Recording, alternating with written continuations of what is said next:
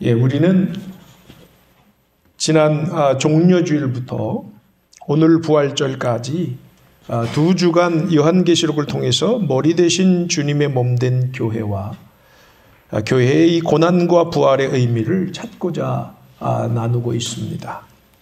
지난 시간에는 계시록을 통해서 가장 오해가 많은 두 숫자 이야기들을 나눴습니다. 666과 14만 4천에 대한 이야기였습니다. 여러분이 방송으로 보셨으리라 생각이 듭니다. 자, 666은 중요한 의미가 깨어 분별하라. 한번 외쳐봅시다. 깨어 분별하라. 그 수를 잘 분별하라고 하지요. 그래서 우리가 그만큼 깨어서 우리가 있어야 되겠다라고 하는 교훈을 주고요. 또 14만 4천 명의 의미는 순교자들, 그 당시에 로마 박해를 통해서 순교자들을 의미하는 것인데, 자, 이를 통해서는 자기 십자가를 지는 결단을 하는 신앙이 필요하다는 겁니다. 그래서 우리가 계시록 14장 13절의 말씀이 주제라고 그랬는데, 요한복음의 핵심 주제인데, 지금 이후로 주 안에서 죽는 자들은 복이 있도다. 한번 외쳐봅시다. 지금 이후로 주 안에서 죽는 자들은 복이 있도다. 계시록은 묵시적인 상징적인 표현들이 많고 묵시적인 표현들이 많지만은 비밀 언어가 많지만은 이 표현은 여기서 죽는 자들은 복이 있다는 건 실질적으로 죽음을 말하는 것입니다. 자, 이것이 요한계시록의 핵심 주제다. 이 박해의 시절에 목숨을 걸고 신앙을 지켜라, 이런 말 아닙니까? 자, 이것이 계시록의 핵심 주제라고 그래서 지난주에 이 중심으로 우리가 이 비밀 언어들, 숫자들의 이야기를 나누었습니다. 자, 오늘은 계시록 20장과 21장의 말씀, 오늘 우리가 20장을 읽었습니다만은 21장의 이야기까지 우리가 이제 언급을 하게 될 텐데요. 매우 중요한 주제입니다. 세 번째 숫자 이야기인데요. 요한계시록에서 가장 문제가 많은 세 가지 숫자가 있다면 아까 말씀드린 666, 14만 4천, 그리고 천년왕국입니다. 역시 천이라고 하는 숫자인데 이 천년왕국에 대한 것인데요. 사실은 제일 문제가 바로 여기에 있습니다. 천년왕국에 대한 주제 역시 종말신앙이 아주 중요한 주제지만은 역사적으로 많은 해석의 한계를 보여주고 있습니다. 오늘 제가 그것을 간단히 소개할 것입니다. 그렇기 때문에 오늘 천년왕국과 새 하늘과 새 땅의 문제, 21장에 나오는 이야기지요. 자, 이것을 다루면서 어떤 관점이 온전한 종말신앙이 될 수 있는 것인가 라고 하는 것을 제가 깨달은 바 안에서 여러분과 나누고자 하는 겁니다.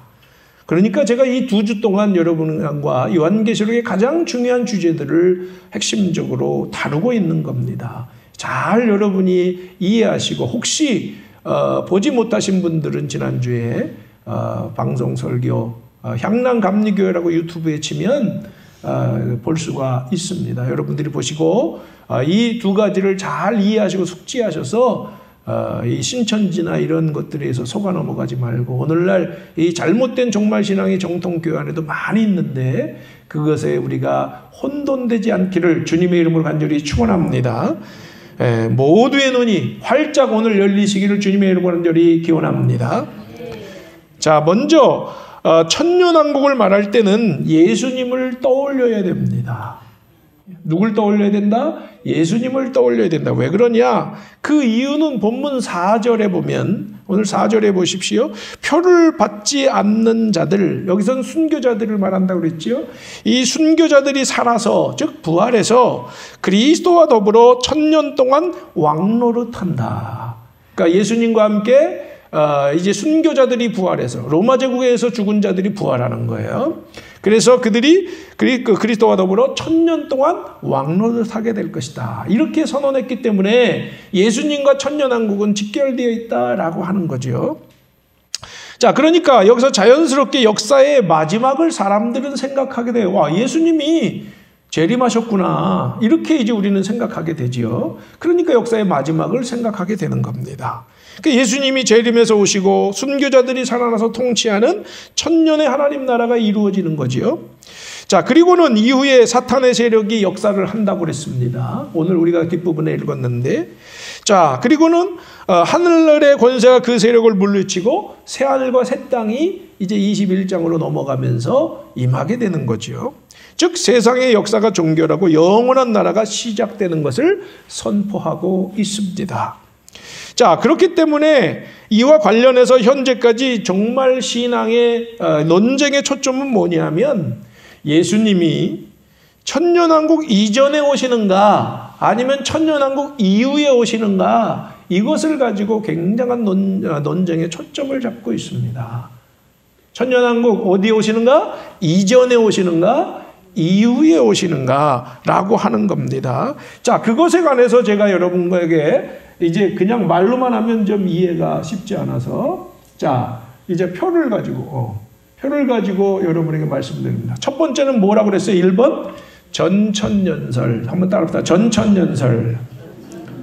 네, 여러분이 이걸 믿으라는 게 아니라 이것을 이해하기 시키기 위해서 지금까지 이런 식의 신앙생활들을 정말 신앙에 갖고 있다는 거예요. 여러분은 아마 처음 듣는 분들이 대부분일 텐데 이제 좀 아셔야 됩니다. 지금 굉장히 중요한 이단들의 공격들이 있고 정통신앙도 혼란이 있기 때문에 여러분에게 설명을 위해서 제가 말씀을 드립니다. 간단하게 설명할 겁니다. 왜? 이게 중요한 게 아니기 때문에 그렇습니다.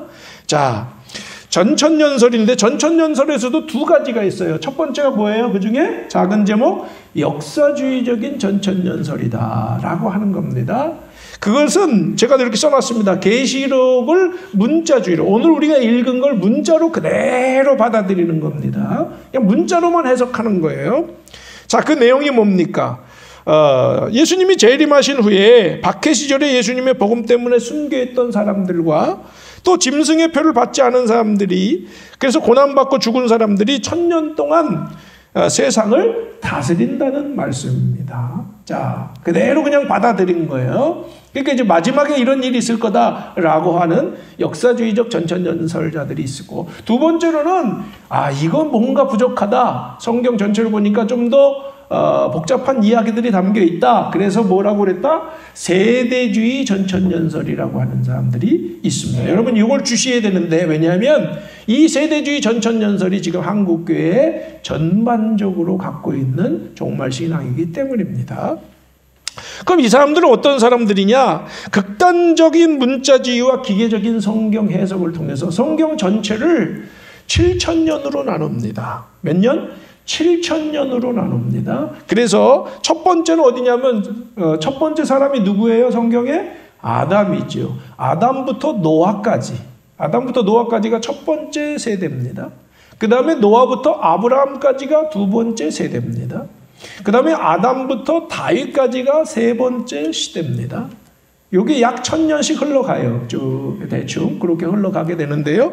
그리고 다윗부터 바벨론 포로, 여기는 한 500년 차이가 납니다만은 다윗부터 바벨론, 왜 이렇게 나눴을까 생각하면 마태복음의 기준을 가지고 나눈 것 같아요. 마태복음 1장의 족보에 그런 구분이 있는데, 자, 그래서 제가 그렇게 나눈다는 게 아니야. 이 사람들이 그렇게 나눈다는 겁니다. 7개로 나누는데 왜 7이라고 하는 거 왜 그럴까? 완전수기 때문에 그렇게 나누는 거예요. 7000년론을 가지고 역사를 평가하는 것입니다. 그래서 나누는데 다윗부터 어디까지? 바벨론 포로까지. 그리고 바벨론 포로에서 어디까지겠어요? 예수님이 처음 오시는 초림이라고 그러죠. 처음 초자에서 처음 오시는 때까지 나누는데 이것도 한 500년. 그러니까 지금 1000년 나누다가 갑자기 500년으로 두 번 나누게 되는데, 그 이유는 뭘까요? 예수님의 초림부터 재림까지가 2000년 아닙니까? 현재 오신다면 2000년이니까 그렇게 하면 몇 년이 나와요? 6000년이 나오지요. 그죠? 6000년이 나옵니다. 그래서 이제 이 6으로 나누고 마지막 1000년 왕국이 1000년이다 해서 7000년론이 되는 거예요. 자, 이해가 되셨죠? 이제 머리로는 이해가 여러분이 되셨을 텐데, 자, 이것이 역사주의 전천년설과 세대주의 전천년설의 결정적인 차이가 하나가 있는데, 그건 뭐냐면은 예수님이 환난 전에 재림하신다라고 하는 것이 이 세대주의 전천년설의 특징이기도 합니다. 뭐가 있다? 이 중간에 이제 예수님이 천년왕국이 전에 환란에 있다는 겁니다. 근데 환란 전에 온다. 그거를 예수님 오실 때를 공중제, 여기 제가 써놨죠. 이중재림 이렇게 써놨죠. 공중재림은 슈거라고 하는, 여러분 슈거 들어보셨죠? 데살로니가서에 나오는 슈거의 이야기인데 공중으로 올라간다. 공중재림론과 두 번 재림한다는 거예요. 또 그 이후에 환란이 있고 환란 후에 뭐가 온다? 지상으로 예수님이 재림하셔서 이제 천년왕국이 이루어진다. 이렇게 여러분 여기 이제 복잡한 이제 성경의 여러 가지 그 정말 이야기들을 묶어서 이렇게 세대주의를 만들어 놨습니다. 중요한 것은 이제 제가 얘기합니다. 중요한 것은 이 세대주의 전천연설이 한국 교회를 지배하고 있는데 이것은 역사와 이 세계적인 신학의 입장에서 볼 때는 정설이 아니라는 걸 꼭 기억하시기 바랍니다. 우리나라 이 종말신앙은 굉장한 문제가 있습니다. 우리 1920년대에 초대 선교사들이 이 신앙을 가지고 들어왔는데 1920년대 공식적으로 미국 장로교회에서는 이 전천연설, 세대주의 전천연설을 우리는 부정한다라고 선언을 했지만 한국교회는 여전히 이것을 받아들이고 있다. 이건 잘못된 신앙의 관점이다라고 하는 걸 분명히 이해하시기 바랍니다. 자, 두 번째는 이제 무천연설입니다. 한번 따라합시다. 무천연설. 무천연설은 현재적 천년설이라고 우리가 말하기도 하는데 이것은 간단히 말하면 문자적으로 보는 게 아니에요. 천년왕국을 그리스도의 초림과 재림까지의 그 중간 과정, 처음 오신 것부터 다시 오실 때까지의 그 중간 과정을 이라고 해서 따라합시다. 교회의 시대. 교회의 시대. 지금 이 시대를 전반적으로 이게 천년왕국이다라고 말하는 것인데요.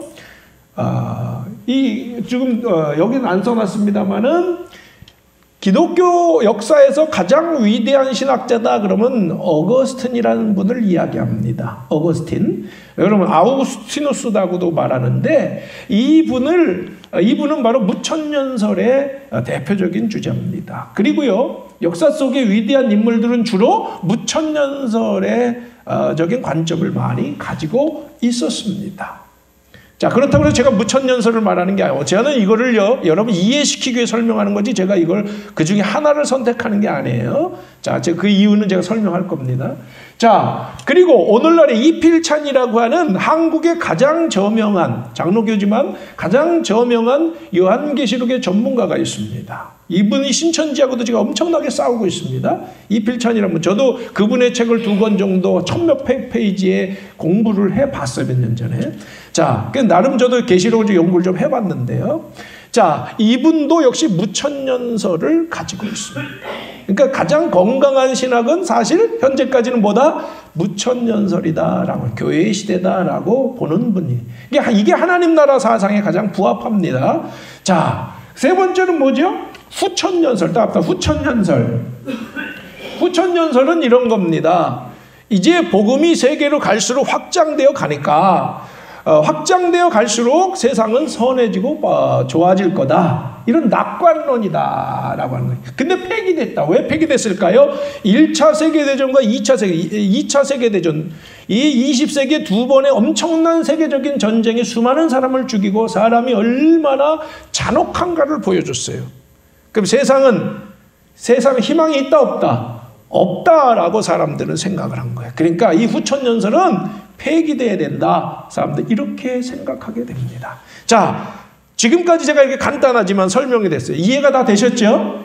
용어만 보면 이해가 안 되지만 여러분이 얼핏 이렇게 들어보면 이런 이야기들이 주로 종말론 신학에 있는데 자, 뭐가 지금 중요하고 어디에 사람들 주로 빠져 있는지 보는 겁니다. 지금 이단들은 이런 세대주의 전천연설에 상당히 연결돼서 여기서 자기들이 뭐좀 된 것 마냥 그 이만희 신천지도 그런 것입니다. 주로 이 전천연설에 부합되어 있는 그러한 교리들이다 이해하시면 돼요. 자, 지금까지의 이 천년왕국에 대한 이 세 가지를 중심한 이야기들의 공통된 문제점이 하나가 있습니다, 여러분. 무엇일까요? 그것은 사도 요한이 계시록을 통해서 당시 로마 제국의 현실을 근거해서 말씀하고 있다는 걸 하나같이 놓치고 있다는 거예요. 지금 여기는 로마 제국과 관련이 있어요, 없어요? 전혀 없습니다. 역사의 끝을 이야기하고 있다는 것입니다. 그런데 여러분 보십시오. 오늘 우리가 요한계시록 몇 장 읽었어요? 20장 읽었습니다. 19장의 이야기가 뭘까요? 여기 어린 양의 혼인잔치도 나오고 뭐 뒤에 보면 쭉 나오는 핵심적인 이야기들은 큰 성 바벨론인 로마 제국의 멸망을 이야기하고 있습니다. 뭐를 이야기하고 있다? 로마 제국의 멸망을 이야기하고 있는 겁니다. 여러분이 지금 이 박해를 이기고 나아가면 반드시 뭐가 오리라? 로마 제국, 우리를 박해하는 로마 제국은 무너지고 하나님의 새 나라가 펼쳐지리라. 아멘. 자, 이것을 선언하고 있는 거예요. 그럼 19장은 멸망을 선언하는데 그 구체적인 내용은 뭐냐면 짐승은 뭐예요? 로마 황제를 말하는 겁니다. 이 짐승도 심판을 받을 것이고 그 얘기가 그 마지막에 나온다고요. 그리고 거짓 선지자도 나오지요. 거짓 선지자도 심판받을 텐데 당시 황제 숭배와 우상 숭배를 재촉하는 무리였다. 이들까지도 다 심판을 받을 거다. 자, 심판을 받았어. 그럼 그 다음에 20장에 뭐가 나와야 돼? 새 나라가 펼쳐져야 되죠. 그게 바로 뭐다? 천년 왕국이다라고 하는 겁니다. 아멘. 자, 그리고 19장은 멸망을 이야기하는 거예요. 20장은 그 새 나라가 시작됐다라고 하는 거예요. 그러면 이게 뭐예요? 로마 제국 내에서 로마 제국이 사라지든지 아니면 로마 제국 내에서 뭔가 새로운 세상이 펼쳐졌다라고 하는 의미가 있는 거지요. 자, 그리고 오늘 2절에 보십시오. 오늘 20장 2절에 보면 용을 잡으니 곧 옛뱀이요 마귀요 사탄이라 잡아서 1000년 동안 결박하여 무저갱에 던져 넣어 잠그고 그 위에 임봉하여 1000년이 차도록 다시는 만국을 미혹하지 못하게 하였는데 그 후에는 반드시 잠깐 노이리라. 이 얘기는 뭐죠? 완전한 세상의 끝이 아니라고 말하고 있습니다. 아직 사탄은 살아있는 거예요. 사탄도 물론 붙들려 있어. 지금은 붙들려 있는데 다른 그 당시에 짐승이든 거짓 예언자든 다 처단됐어. 보니까 이제 그들 완전한 무저갱에 갇혔지만은 사탄은 아직 완전하게 해결된 게 아니다. 이 얘기는 뭐예요? 역사는 아직 살아있다는 겁니다. 뭐는 살아있다? 역사는 살아있다 라고 하는 것을 말씀하고 있는 거지요. 자, 완전한 심판이 아니란 말입니다. 그렇다면 이 천년왕국의 상황은 뭘 도대체 말하는 걸까? 우리는 이제 역사에서 이 문제 해결을 답을 찾아야 됩니다. 이것은요, 로마 제국이 교회 앞에 굴복한 것을 말합니다. 로마 제국이 어디 앞에? 교회 앞에 굴복한 것을 말해요. 아멘. 정말로 그 일이 있었던 거예요? 없었던 거예요? 있었다는 겁니다. 그거를 우리는 따라합다. 밀란 칙령. 1913년에 313년에 몇 년? 314. 지금부터 약 1700년 전에 1700여 년 전에 밀란 칙령, 로마 제국의 콘스탄틴 대제가 밀란에서 칙령을 발표했어요. 이제부터는 기독교를 박해하지 않고 기독교를 정식으로 공인한다. 그 신앙을 가져도 좋다. 그 정도로 끝난 게 아니에요. 이제 기독교에게 모든 권한을 준다. 아멘. 그리고요, 그 뒤에 이제 테오도시우스라는 분이 392년도에 392년도에 기독교를 국교로 세운 줄로 믿습니다. 아예 이제 이렇게 했어. 다른 종교는 믿지 마라. 다 이제 누구만 받아들여라? 예수님만 믿고 기독교만이 정식 우리의 종교다. 놀라운 일이 일어나는 거예요. 놀라운 일이 일어나는 거예요. 200여 년 박해의 결과가 뭐다? 목숨 걸고 싸워서 순교를 당하고 핍박받았더니 기독교가 공인될 뿐 아니라 기독교에게 모든 권한을 주고, 왜? 믿을 수 있는 사람은 기독교인과 그 지도자들 뿐이 없었던 거예요. 그리고 놀라운 것은 기독교 이외에 다른 종교는 허락하지 않는다. 이렇게까지 가는 거예요. 여러분, 이게 천년왕국의 시작. 그래서 중세 기독교를 뭐라고 부르냐? 그때부터 이제 중세 기독교가 시작이 되는 건데, 이 때를 그래서 뭐라고 그러냐? 따뜻한 기독교 왕국. 천년왕국 기독교 왕국이 시작된 겁니다. 이렇게 시작이 되는 거예요. 교회에는 희망이 없다. 이런 시작이 일어났다는 겁니다. 자, 그런데 여기서 여러분 여기 이렇게 말하면 질문 하나 하는 분들이 있습니다. 반드시 질문을 해야 되는데 그건 뭐냐면 해석에 문제점이 있다는 거예요. 예수님이 재림하시고 순교자들이 부활했다 그러는데 이 문제는 어떻게 해결할 거냐. 문자로 보면 그런 부딪힘이 있어요. 그런데 여러분 여기서 중요한 또 한 가지는 이 요한계시록 뭐로 보면 안 된다? 문자로 보면 안 된다. 뭘로 봐야 된다? 묵시적인 해석이다. 그럼 여기서도 분명히 그런 힌트가 있습니다. 뭐냐면 이것은 첫째 부활이다 이런 말이 나오죠. 그렇죠? 첫째 부활. 5절에 보면 다른 사람 죽은 사람들은 살지 못하고 이 순교자들만 살아나는데 첫째 부활이다. 이 얘기는 뭔 말일까요? 부활한다는 건 실제 부활한 걸 말할까요? 순교자들의 그 영과 정신이 누구에게 이어지는 거예요? 교회에게 이어져서 그들의 그 정신과 영성의 살아 역사에서 그들과 함께 새로운 시대의 한 천년왕국을 어떻게 한다는 거예요? 열어간다는 걸 말하는 거지. 그걸 그때 부활한다 이렇게 말할 수 있는 게 아니다. 그럼 예수님은 뭐냐? 예수님은 교회의 머리세요. 성령으로 우리와 함께 하시는 줄로 믿습니다. 그렇기 때문에 예수님은 항상 우리와 함께 계신 거예요. 자, 그 예수님과 함께 그 순교자들의 영과 함께 살아있는 그 후세대의 성도들이 새로운 교회 시대에 천년왕국을 열어가고 있는 줄로 믿습니다. 그것을 이야기하는 것이지 이걸 문자로 해석하니까 이게 정말 얼토당토하는 이야기들, 자기들도 무슨 말인지 모르는 이야기들이 지금 난무하고 있다라고 하는 것입니다. 부디 오늘 이 말씀을 분명히 깨달으시기 바랍니다. 여러분 우리가 성도의 교제를 나누고 인사를 나누잖아요. 사실 이거는 우리 교인들끼리만 지금 우리가 공간적인 한계가 있기 때문에 나누지만 영이라고 하는 건 뭐냐면 살아있는 거예요. 죽는 게 아니에요. 아브라함과 이삭과 야곱의 하나님 하면서 예수님이 뭐라고 말씀했어요? 산자의 하나님, 따뜻하 산자의 하나님. 이 부활신앙의 핵심이지요. 산자의 하나님의 죽은 자가 아닙니다. 지금도 살아서 우리와 함께 영이 살아있다 이렇게 말하는 거예요. 물론 그분들은 잠자고 계시지요. 마지막에 부활하실 것이지만은 그 영은 우리 안에 살아 역사하고 이어주고 계신 줄로 믿습니다. 그래서 우리는 우주적 교회와 지역 교회를 말하는 거예요. 우리는 지역의 한계를 3차원이기 때문에 갖고 있지만 우주적 교회는 이제 시간과 공간을 초월한 하나의 연합을 말하는 거예요. 우리가 인사할 때는 그 심정으로 인사해야 될 줄로 믿습니다. 자, 그래요. 오늘 우리 교회에 참석 못하신 교우들도 여기 영으로 함께하는 줄로 믿습니다. 그래, 모든 분이 함께하는 거예요. 이걸 우리는 오늘 이 말씀을 이해를 그렇게 하면 어렵지 않게 이해할 수 있는 것이죠. 자, 그런데 이제 더 나아가서 지금 중요한 얘기들이 아직 살아있어요.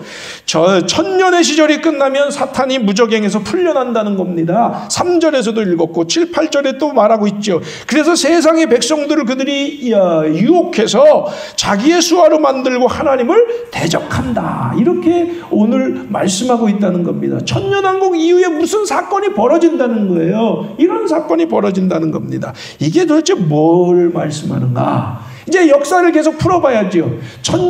이 천년왕국이 언제까지 지속됩니까? 쉽게 말하면 이렇게 여러분 이해하시면 됩니다. 중세 기독교의 결정적인 멸망의 증거는 언제 형성이 되냐면 십자군 전쟁이 끝날 때입니다. 십자군 전쟁은요, 1090년대부터 시작해서 200년대까지 90년까지인가 지속이 됩니다. 8번의 전쟁을 하게 되는데 그게 몇 년 걸렸다고요? 200년. 그러니까 13세기까지 이어지게 됩니다. 거기서 이제 사람들은 다 두 손을 들었다는 건 뭐냐면 이제 교회에는 희망이 없다. 그래서 뭐가 시작되냐? 르네상스라고 하는 것이 시작되냐. 르네상스를 따라합시다. 인문주의. 우리말로 인문주의, 다른 말로 합시다. 인간주의. 사람의 힘으로 해보자. 왜? 교회에는 희망이 없다. 이제 지쳤어요, 사람들이. 천년의 세월, 천년 가까이 오니까 교회가 똑바로 하지 못했다는 겁니다. 자, 여러분, 교회가 역할하지 못했기 때문에 세속주의, 인간주의가 이제 본격적으로 시작이 되는데요. 교회는 그럼 왜 역할하지 못했을까요? 교회는 박해 시절에는요, 십자가 신앙을 토대로 해서 철저하게 인내하고 복음적인 가치인 개약신앙, 이 개약신앙을 따라서 사랑과 정의와 정결함으로 정말 모범이 됐어요. 그래서 로마 제국에 감동을 주었어요. 그래서 로마 제국이 황제로부터 어떻게 했다는 거예요? 교회를 받아들이고 교회 없이는 안 된다라고 했어요. 놀라운 일이 일어났습니다. 그 우리가 봤잖아요. 그게 천년왕국의 시작이다 그랬습니다. 이게 로마의 빛이요 모범이었는데, 그래서 로마 제국은 그렇게 모든 권한을 교회에게 다 주었는데, 안타까운 것은 이때부터 교회에게 주어진 권세를 가지고 교회가 하나님 나라를 어떻게 이루어야 될지를 몰랐다라고 하는 거예요. 따 몰랐기 때문입니다. 뭘 몰랐어요? 도대체 어떻게 하는 것이 하나님 나라를 이루는 건지를 제대로 이해하지 못했다는 겁니다. 박해받을 때는 그럴 겨를도 없었어요. 그냥 신앙 지키는 게 살돌이었는데, 막상 교회에게 기회가 주어졌을 때 그 지도자들로부터 이 대책을 세워놓지 못했다. 지금 여러분, 우리가 대책을 교회가 세울 게 하나도 없어서 지금 문제인데, 그때도 마찬가지. 교회가 대책을 세우지를 못하니까 정말 안타까운 일이 일어나는 겁니다.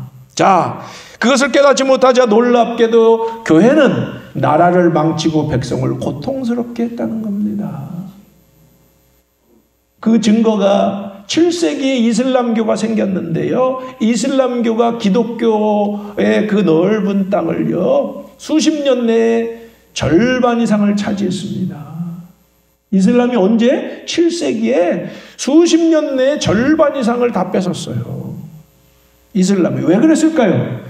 사람들은 교회보다 어디가 더 위로가 되고 힘이 돼요? 이슬람이 힘이 됐다는 거예요. 창피한 얘기인데요. 우리는 알아야 돼요. 왜 그랬는지. 교회는 세상에 사람들이 힘을 줬다 못 줬다? 못 줬다는 겁니다. 더 고통스럽게 했다는 겁니다. 이슬람만도 못했다는 겁니다. 자, 여러분, 그렇게 천년을 오다 보니까 사람들이 폭발을 한 거예요. 폭발을 해서 결국에는 이 르네상스, 인문주의, 세속주의가 생겨나기 시작을 했고, 그래서 여러분, 안타까운 것은 공산주의, 18세기, 19세기로 넘어가면서 공산주의가 형성되고, 지금 이 나라 좌파 정권이 아직도 그 사회주의 공산주의 사상을 가지고 풀어가려다 보니까 많은 혼란을 거듭하고 있는데요. 그 뿌리가 사실 벌써 100년이 넘고 한참 된 얘기지요. 그런데 바로 공산주의가 나온, 왜 공산주의가 나왔어요? 여러분, 이거 나온 이유도 알아야 되는 거예요. 교회가 이 세상의 정치와 함께 교회가 야합해서 사람들에게 진정한 위로와 소망을 주지 못했다는 겁니다.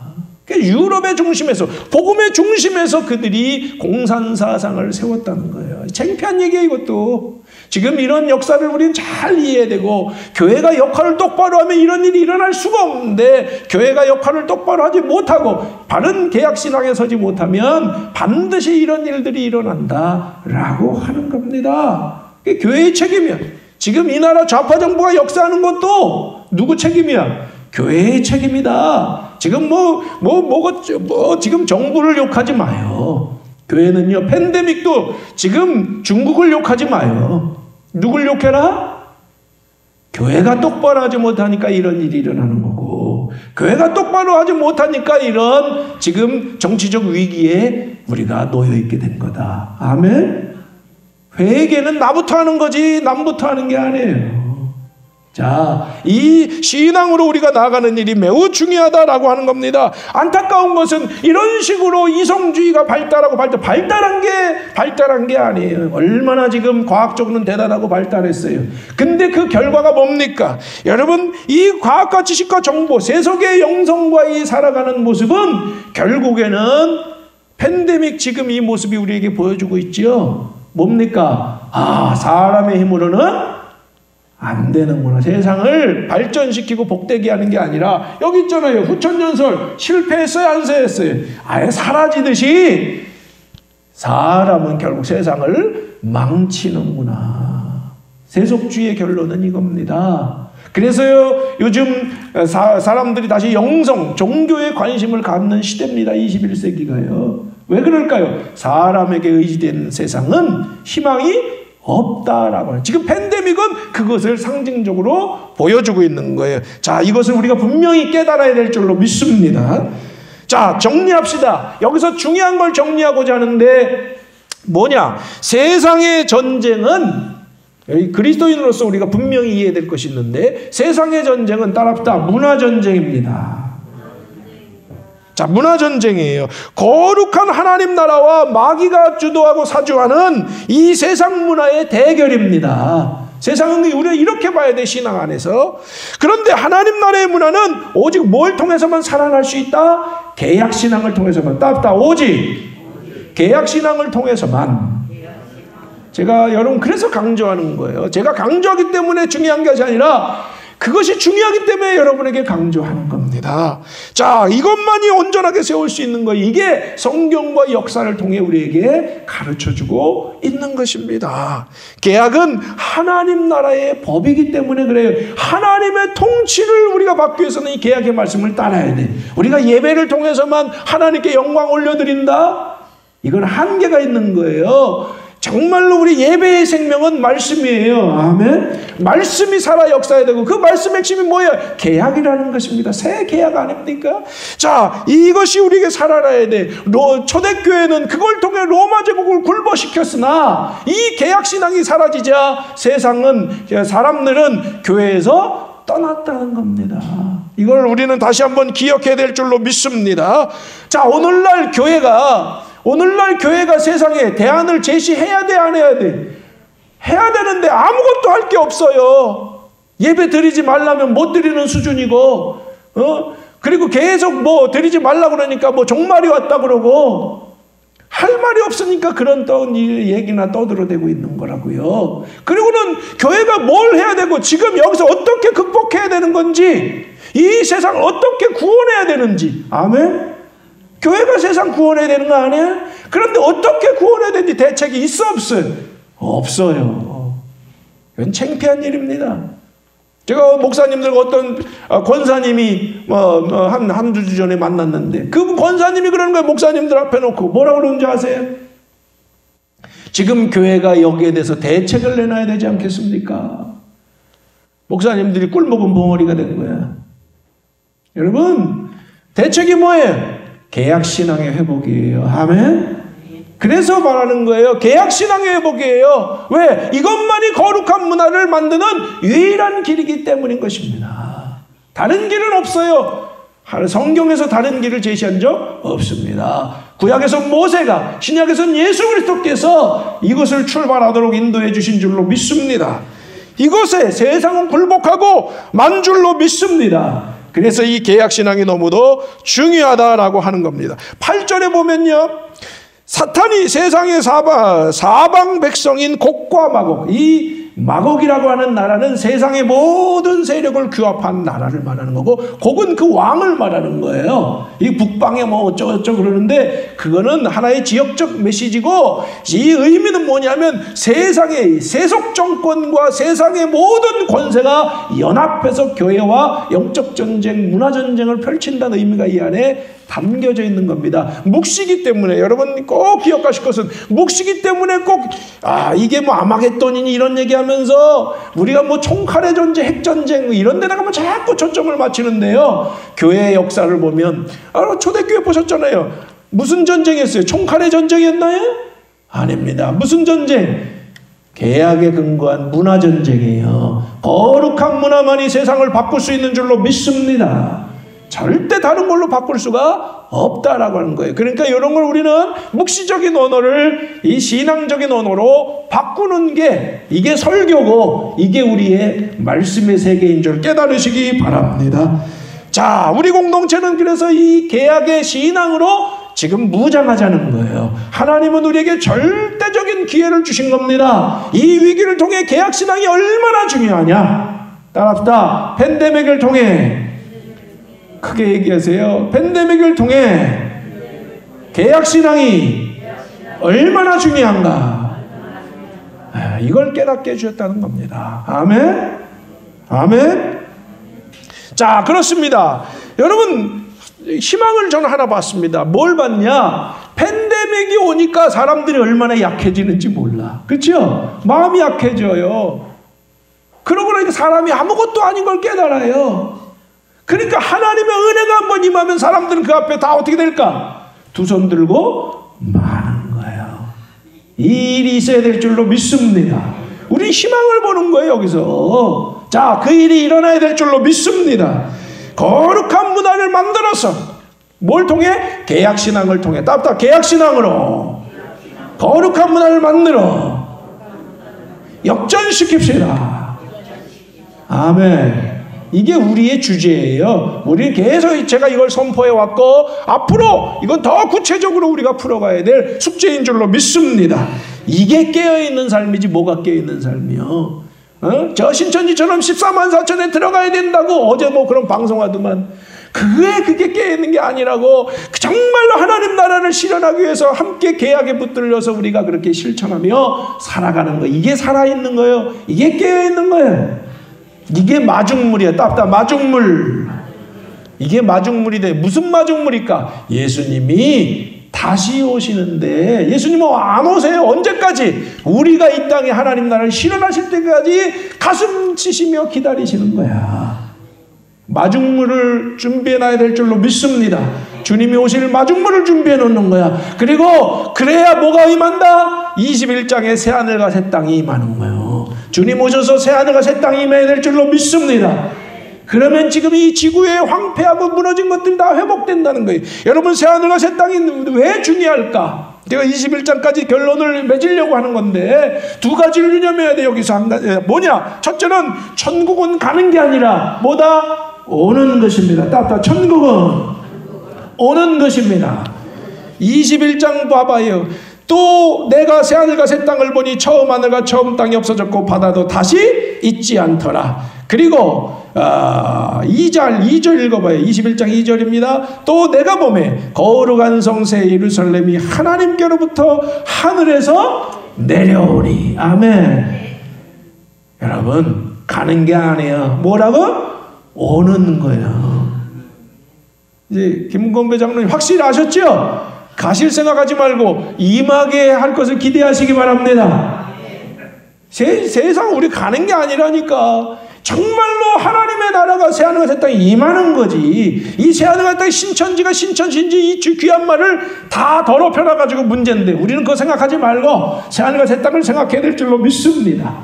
한 가지 뭐다? 하나님의 나라는 임하는 거다. 두 번째로는 그러면 왜 임해야 되냐? 세상이 여러분 어때요?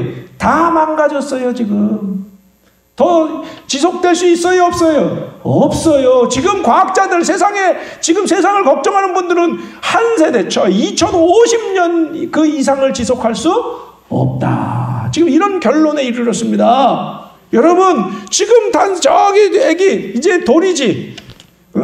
누구야 윤성이가 돌이지. 저 윤성이가 30살쯤 되면요 더 이상 살 수 없는 때가 온다고요. 여러분 어르신들은 그때 하나님 안에 가실지 모르겠지만 저는 아직 살아있을지도 모르는데 저도 살 수 있을지 없을지 모르는데 그런데 문제는 저의 문제가 아니라 이 시대의 문제라는 거예요. 이거는 과학의 문제예요. 과학으로 말하는 거라고 지금. 그만큼 심각한 위기. 계속 TV에서 나오잖아. 뭐 온난화해서 빙하가 다 녹았다 뭐 했다. 지금 빙하 문제도 심각해. 이런 건 지금 문제로 다루지도 못해 지금. 근데 하도 망가진 게 많아가지고. 근데 팬데믹까지 왔어 또. 이게 지금 우리는 살 수 있는 조건이 거의 없어요. 자, 이런 상태입니다. 국제정세, 경제 문제, 앞으로 여러분 이것과 관련해서 심각한 것이 기다리고 있다는 거 다 아시지요? 들어서 아시겠지요? 지금 심각한 경제 위기가 우리 앞에 놓여 있습니다. 안 그래도 어려운데 지금 이건 뭐 감당이 안 될 수 있는 수준일 겁니다. 자, 여러분 우리는 지금 생존의 큰 위기 속에 놓여 있습니다. 뭘 말할까요? 이거는 따뜻하 하나님의 특별한 은혜가 필요합니다. 절실한 거예요. 어떻게? 하늘이 새하늘과 새 땅이 임하지 않으면 살 수가 없는 거예요. 이제 좀 믿음이 생깁니까? 이제 좀 소망이 생깁니까? 안 그러면 우리가 살 수가 없는데? 그 하나님이 망쳐놨나? 우리가 망쳐놨는데? 우리는 이 심각한 현실 속에 살아가고 있는 거예요. 그런데 자, 신천신지는 분명히 새하늘과 새 땅은 임해야 되는데 하나님은 약속해서 성경을 통해 누굴 통해? 답답 계약 공동체를 통해 계약의 법도를 따라 사는 계약 공동체를 통해서 이 일을 하신다는 겁니다. 이게 약속이라는 거예요. 이게 우리가 오늘날 교회가 놓친 것이고 우리 교회가 앞장서서 이 길로 가려고 하는 이유는 여기에 있는 줄로 믿습니다. 이보다 중요한 말씀이 있어 없어? 그래서 이 세계에서 지금 가장 중요한 말씀을 저와 여러분은 지금 나누고 있는 거고 지금까지 나누어온 줄 믿으시기 바랍니다. 예수 믿고 천국 가자가 아니라고요. 예수님의 이름으로 계약의 신앙으로 이 땅에 하나님 나라의 회복을 꿈꾸자 말이야. 천년왕국을 다시 회복하자 말이야. 그럴 때 신천신지도 임하는 거다 말이야. 이 얘기를 하는 거예요. 이게 정말 신앙이지. 이게 진짜 하나님의 신앙이지. 뭐가 신앙이겠어요, 여러분? 부활절이에요.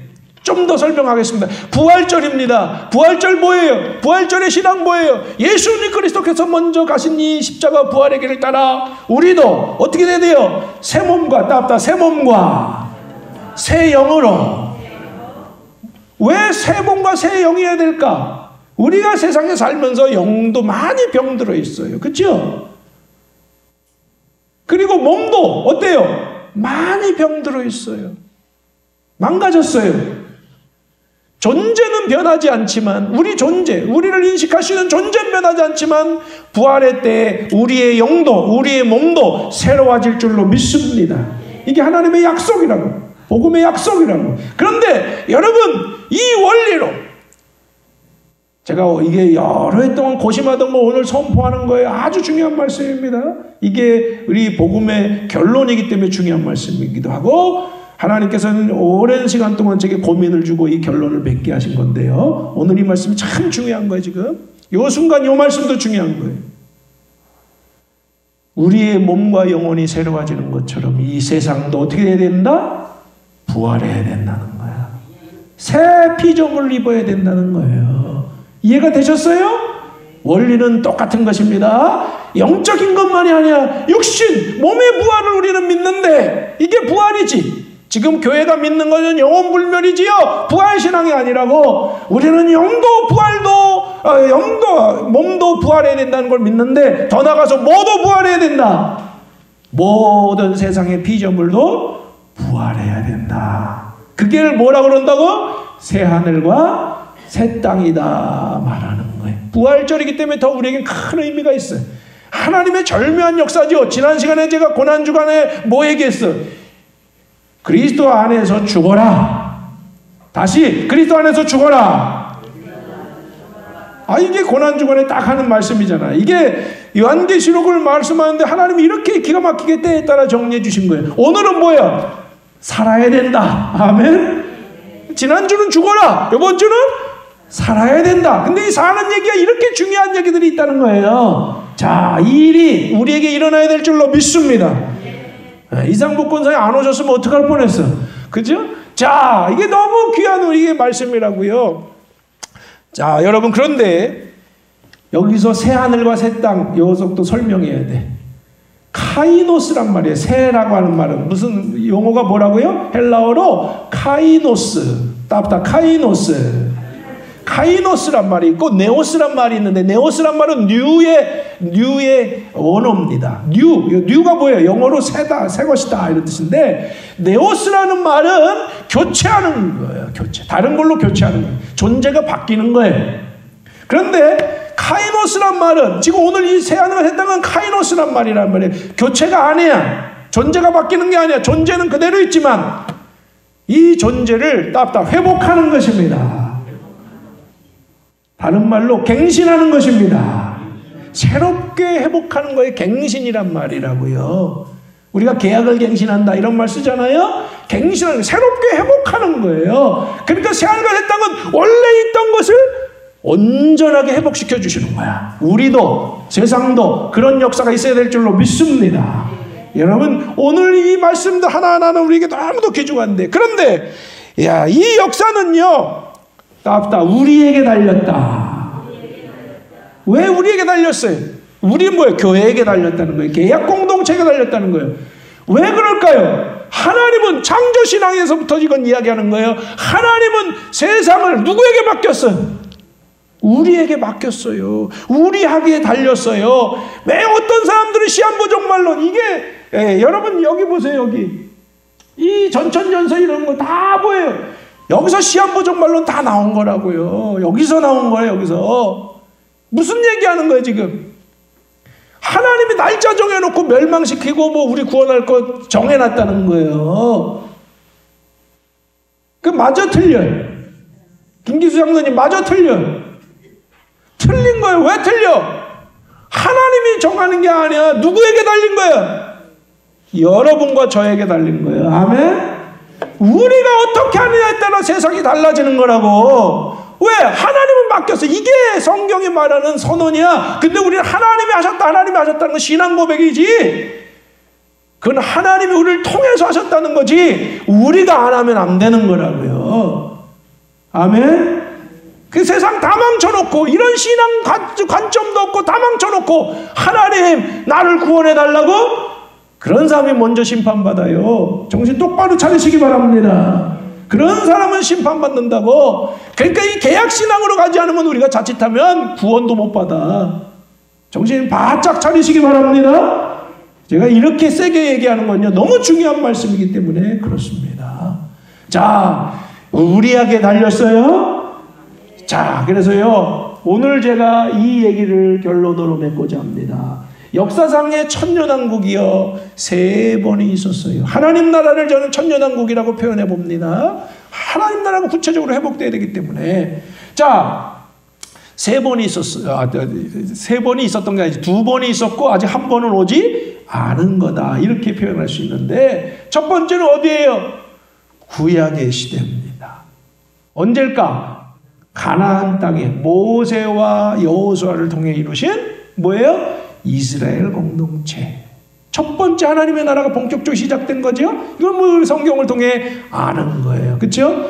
약 이것도 한 900년 정도 이렇게 내려온 거고. 자, 그 다음에 오늘 우리가 공부했죠. 신약의 시대에 뭐가 일어났어요? 로마 제국을 통해 기독교 왕국이 시작됐어요. 이 교회의 시대입니다. 교회의 시대. 근데 실패했어. 깜짝 놀랐네. 자, 이 두 천년왕국은 구약이나 신약이나 공이 실패했다. 왜 실패했다? 역시 답이 하나가 있습니다. 계약신앙으로 가지 않았기 때문입니다. 이스라엘에게 모세와 여호수아 열심히 계약 가르쳐놓고 보냈더니 지켰어, 안 지켰어? 안 지켜서 망했어요. 자, 신약시대에 예수님이 새 계약을 맺었어요. 그렇죠? 그래서 열심히 해가지고 박해받아가지고 해서 천년왕국 줬어, 안 줬어? 로마 제국. 그 당시 세계는 로마 제국이었잖아. 그렇죠? 줬어. 그랬더니 지켰어, 안 지켰어? 오늘 뭐 말씀 나눴잖아. 안 지켰어. 그랬더니 어떻게 했어? 망했어. 오늘 아침에 뉴스에 보니까 누가 나오냐면 교황이 부활절에 어젯밤인가 제가 봤는데 교황이 혼자서 예배드리고 있더라고. 바티칸에. 그 뭐예요? 바티칸이 뭐예요? 로마 제국의 상징인데요. 나라는 다 잃어버리고 그거 하나 남은 거예요. 이태리에서 그 바티칸이라는 동네 하나 딱 주었어. 여러분 성지순례 가면 거기 가면 꼭 가게 되는데, 그 얘기는 뭐예요? 카톨릭은 망했다는 거예요. 기독교는 망했다는 걸 얘기하는 거예요. 자, 그러면 이제 신약의 시대, 그게 개신교가 희망인데 개신교 안에서 희망을 하나님이 이어가고 있잖아. 그게 500년 됐어요. 그렇죠? 자, 신약의 여전히 신약의 시대. 왜? 새 계약은 변함이 없기 때문에 그렇습니다. 신약의 시대인데 이제는 대상이 어디야?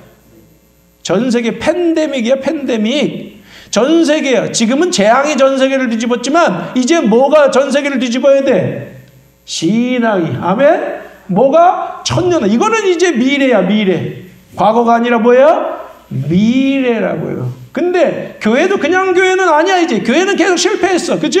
뭐 때문에? 뭐가 빠졌어?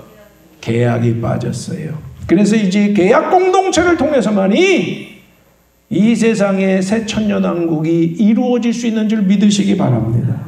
이것만이 하나님의 나라의 완성을 성취할 수 있는 길이고 주님의 다시 오심을 재촉할 수 있는 길이고 새하늘과 새 땅이 임하는 길이야. 아멘. 우리 교회는 무슨 교회가 돼야 되냐? 이런 소망을 가지고 계약신앙을 가지고 먼저 모델의 공동체를 이 교회 안에 이루면 되는 거예요. 다른 데를 위해서는 기도하시되 우리의 것이 뭐예요? 우리가 계약신앙을 가지고 최선을 다해 이제 마음을 모아서 이걸 위해 기도하십시오. 세계를 놓고 기도하시되 먼저 어디에서 이루어져야 된다? 우리 공동체 안에서 계약의 법도들 여기도 있고 저기 붙어 있잖아요. 계약의 법도들 이거를 지키기 위해서 씨름하시는 저와 여러분 되실 때 주님께서 놀라운 방법으로 이제 기적적인 방법으로 이루어 주실 줄로 믿습니다. 기도하겠습니다.